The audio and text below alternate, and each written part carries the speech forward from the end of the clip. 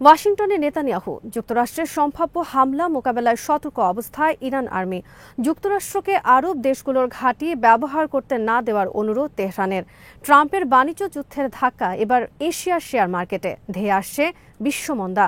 আরও কঠোর শুল্ক আরোপের ঘোষণা ট্রাম্পের। তীব্র বিষোদাগার ইউরোপের বিরুদ্ধে। ইয়েমেনে নিয়ে চিন্তিত যুক্তরাষ্ট্র ও ইসরায়েল। বিডিভিউস ইনফোটেনমেন্টে স্বাগত জানাচ্ছি, আমি সুস্মিতা দাস। আজ জানাবো প্রতিরক্ষা সংক্রান্ত গুরুত্বপূর্ণ কিছু খবর। বার্তা সংস্থা রয়টার্সের খবরে বলা হয়েছে, যুক্তরাষ্ট্র ও ইসরায়েলের সম্ভাব্য হামলা এড়াতে উচ্চ সতর্ক অবস্থায় রাখা হয়েছে ইরান আর্মিকে। ইরানের পক্ষ থেকে বিভিন্ন আরব দেশের কাছে অনুরোধ করা হয়েছে যুক্তরাষ্ট্রের হামলায় তারা যেন তাদের ঘাঁটিকে ব্যবহার করতে না দেয় যুক্তরাষ্ট্রকে। এদিকে সোমবার ইসরায়েলের প্রধানমন্ত্রী বেঞ্জামিন নেতানিয়াহু ওয়াশিংটন যাচ্ছেন। ট্রাম্পের সাথে বৈঠকে তিনি আলোচনা করবেন ইরান ও ইয়েমেন বিষয়। ইরান ও ইয়েমেনের বিরুদ্ধে ডোনাল্ড ট্রাম্পের কঠোর হুঁশিয়ারির পরও ইয়েমেন বন্ধ করছে না ইসরায়েল ও লোহিত সাগরে হামলা। প্রকাশিত খবরে বলা হয়েছে, এই বিষয়ে করণীয় নিয়ে নেতানিয়াহু আলোচনা করবেন ট্রাম্পের সাথে। 16 মার্চ ইয়েমেনে নতুন করে যুক্তরাষ্ট্রের সামরিক অভিযান শুরুর পর ডোনাল্ড ট্রাম্প বলেছেন, হুথি আর্মি যদি হামলা বন্ধ না করে তাহলে তিনি তাদেরকে মাটির সাথে মিশিয়ে দেবেন। হুথি আর্মি যদি আর একটিও গুলি ছোড়ে তাহলে তিনি এর জন্য ইরানকে দায়ী করবেন এবং ইরানে হামলা চালানোরও হুমকি দেন। কিন্তু ট্রাম্পের সমস্ত হুঁশিয়ারি উপেক্ষা করে হুথি আর্মি ক্রমাগত হামলা চালিয়ে যাচ্ছে লোহিত সাগরে যুক্তরাষ্ট্রের রণতরী এবং ইসরায়েলের মূল ভূখণ্ডের উদ্দেশ্যে। ইয়েমেনের হুথি আর্মি আনসারুল্লাহর বিরুদ্ধে সর্বশেষ 3 সপ্তাহের অভিযানে যুক্তরাষ্ট্রের খরচ হয়েছে কমপক্ষে $1 বিলিয়ন।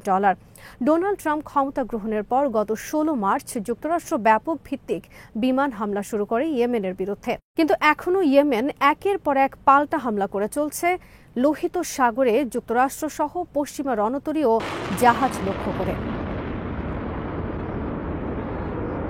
যুক্তরাষ্ট্রের টানা ধ্বংসাত্মক হামলার পরও ইয়েমেনের এই প্রতিরোধ ক্ষমতায় বিস্ময় প্রকাশ করা হয়েছে সিএনএনের এক বিশ্লেষণে। সোমবার প্রকাশিত সিএনএনের বিশ্লেষণে ইয়েমেনের হুথি আর্মিকে তুলনা করা হয়েছে ম্যামাল প্রাণীর সাথে, যাদেরকে গোকরা সাপ ছোবল দেওয়ার কয়েক মিনিট পরে আবার উঠে দাঁড়ায় এবং সাপকে আক্রমণ করে বসে। সিএনএনের বিশ্লেষণে বলা হয়েছে, যুক্তরাষ্ট্র সহ পশ্চিমারা যতই ইয়েমেনে আক্রমণ করছে, ইয়েমেনের মানুষ ততই প্রতিরোধী হয়ে উঠছে। যুক্তরাষ্ট্রের প্রতিটি হামলা যেন তাদেরকে নতুন করে শক্তিশালী করে তুলছে। 2023 সাল থেকে যুক্তরাষ্ট্র ব্রিটেন হামলা চালিয়ে আসছে ইয়েমেনের বিরুদ্ধে। হামলায় হুথি আর্মির 80 জনের বেশি শীর্ষ কমান্ডার নিহত হয়েছেন। ধ্বংস হয়েছে অনেক অস্ত্র গুদাম ও গুরুত্বপূর্ণ অনেক স্থাপনা। কিন্তু তারপরও হুথি আর্মি টিকে আছে। হুথি আর্মির অনেক কর্মকর্তা নিহত হলেও বাহিনীটির রাজনৈতিক নেতৃত্ব অক্ষুণ্ণ রয়েছে। তাছাড়া সর্বশেষ মধ্য মার্চ থেকে যুক্তরাষ্ট্রের তীব্র হামলার পরও ইয়েমেনে যখন যুক্তরাষ্ট্র ও ইসরায়েলের উদ্দেশ্যে মিসাইল ও ড্রোন হামলা চালিয়ে যাচ্ছে, তাতে প্রমাণিত যে এখনও অক্ষুণ্ণ রয়েছে তাদের অনেক মিসাইল লঞ্চার কেন্দ্র। 2023 সালে হামাস ইসরায়েল যুদ্ধ শুরুর পর থেকে ইয়েমেনের ইরান সমর্থিত হুথি আর্মি ফিলিস্তিনিদের সমর্থনে যুদ্ধ শুরু করে ইসরায়েল ও তার প্রভু যুক্তরাষ্ট্রের বিরুদ্ধে। এর অংশ হিসেবে হুথি আর্মি আক্রমণ শুরু করে লোহিত সাগর, আরব সাগর, এডেন উপসাগর ও ভারত মহাসাগরে পশ্চিমা জাহাজ লক্ষ্য করে। অচল হয়ে যায় বিশাল এই অঞ্চলের সমুদ্র যোগাযোগ। ইয়েমেনের হুথি আর্মি প্রতিহত করতে একই বছর যুক্তরাষ্ট্র, ব্রিটেন সহ পশ্চিমা আরও কয়েকটি দেশ নিয়ে গঠন করে ইন্টারন্যাশনাল রেড সি ফোর্স। যুক্তরাষ্ট্রের নেতৃত্বে শুরু হয় ইয়েমেনের বিরুদ্ধে হামলা। যুক্তরাষ্ট্রের হামলার ফলে ইয়েমেনের হুথি আর্মির প্রতি ইয়েমেনিদের সমর্থন বৃদ্ধি পেতে থাকে রকেট গতিতে। লাখ লাখ ইয়েমেনি যোগ দেয় হুথি আর্মিতে এবং জীবন পণ করে ইসরায়েল ও যুক্তরাষ্ট্রের বিরুদ্ধে যুদ্ধের জন্য।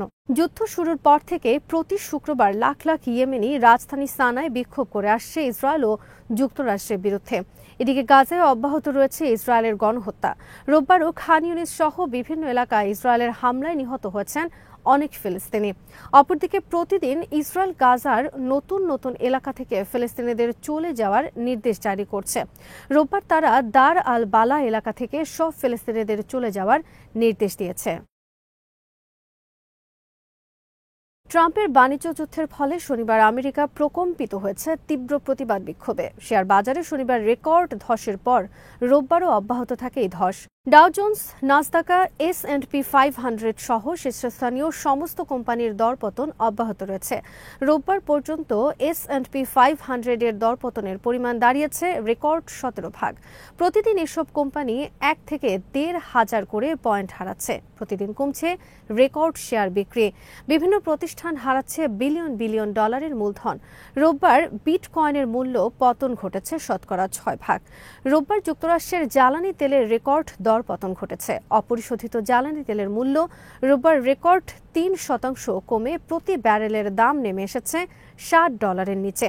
ট্রাম্পের বাণিজ্য যুদ্ধের পর জ্বালানি তেলের দামের ক্ষেত্রে বিরাজ করছে চূড়ান্ত অস্থিরতা। আকস্মিক দাম বৃদ্ধির পর আবার রেকর্ড দরপতন ঘটছে। এর কারণ হিসেবে সিএনএনের খবরে বলা হয়েছে বিশ্ব মন্দার আশঙ্কায় যুক্তরাষ্ট্রের ব্যবসায়ীর বিনিয়োগ প্রত্যাহার করেছেন জ্বালানি তেলের ক্ষেত্রে। তারা মনে করছে বিশ্ব মন্দার কারণে সারা বিশ্বে কোটি কোটি মানুষ ভ্রমণ বন্ধ করে দেবে। ফলে বন্ধ হয়ে যাবে অনেক বিমান ফ্লাইট ও জ্বালানি নির্ভর জাহাজ সহ বিভিন্ন পরিবহন চলাচল ব্যবস্থা। কমে আসবে জ্বালানি তেলের ব্যবহার। রোববার ট্যাক্স ফাউন্ডেশনের পক্ষ থেকে বলা হয়েছে ট্রাম্পের বাণিজ্য যুদ্ধের কারণে এবার যুক্তরাষ্ট্রে ট্যাক্স আদায়ের পরিমাণ কমে যাবে শতকরা 2.1 ভাগ। যুক্তরাষ্ট্রের পাশাপাশি ইউরোপ ও এশিয়ার বিভিন্ন দেশের শেয়ার বাজারেও ব্যাপক ধস নেমেছে ট্রাম্পের বাণিজ্য যুদ্ধের ফলে। রোববার জাপানের নিক্কির শেয়ার বাজারে দরপতন ঘটেছে রেকর্ড 8%। হংকংয়ের হ্যাংসেং এর দরপতন ঘটেছে শতকরা 10 ভাগ। চীনের সাংহাই কম্পোজিটের দরপতন ঘটেছে 7 ভাগ এবং তাইওয়ানের তাইস্কের 10 ভাগ। ব্রিটেনের HSBC এবং স্ট্যান্ডার্ড চার্টার্ড ব্যাংক রোববার হংকং তালিকাভুক্ত করেছে ঝুঁকির তালিকায়।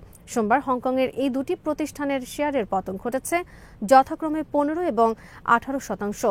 সোমবার জাপানের 3টি শীর্ষ ব্যাংকের শেয়ারের দরপতন ঘটেছে শতকরা 12% করে। এই 3টি শীর্ষ ব্যাংক হল মিৎসুবিশি, মিজুহো এবং সুমিতোমো।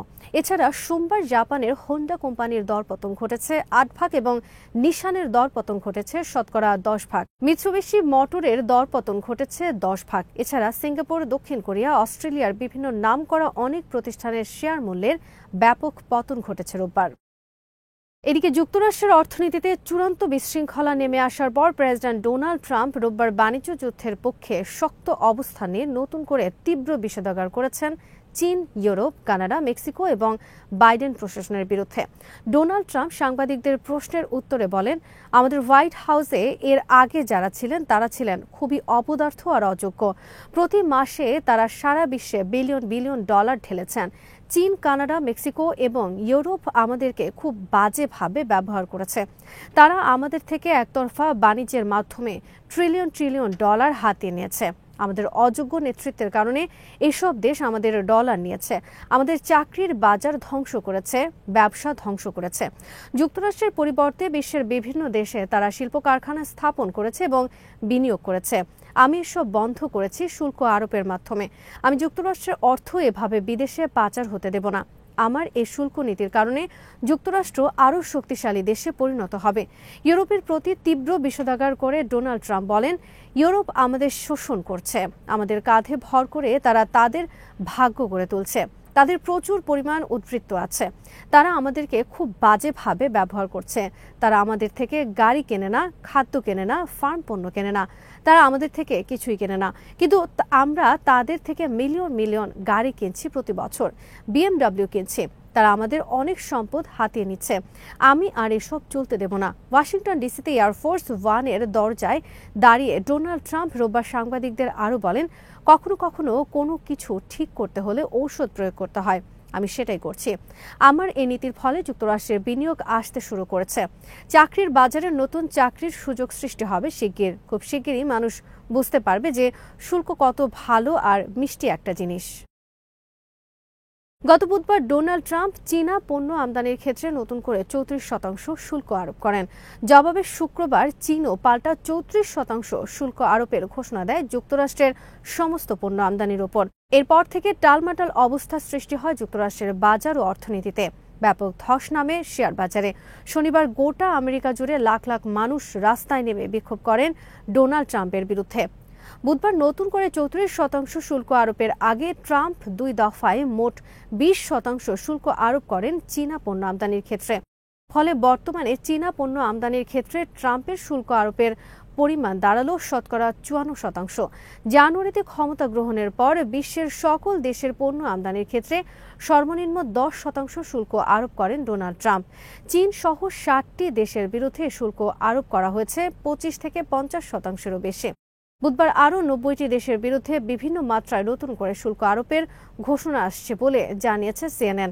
বিশ্বের অনেক নামকরা সংস্থা ও ব্যক্তিবর্গ আশঙ্কা করেছেন ট্রাম্পের এই বাণিজ্য যুদ্ধের ফলে দ্রুত ধেয়ে আসছে বিশ্বমন্দা।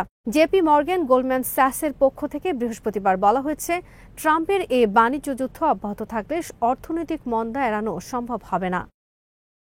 আজ এখানেই শেষ করছি। সমরাস্ত্র, প্রতিরক্ষা, কূটনীতির নানা তথ্য জানতে চোখ রাখুন বিডিভিউজ ইনফোটেনমেন্টে। চ্যানেলটি ভালো লাগলে সাবস্ক্রাইব করুন, সংযুক্ত থাকুন আমাদের ফেসবুক পেজে।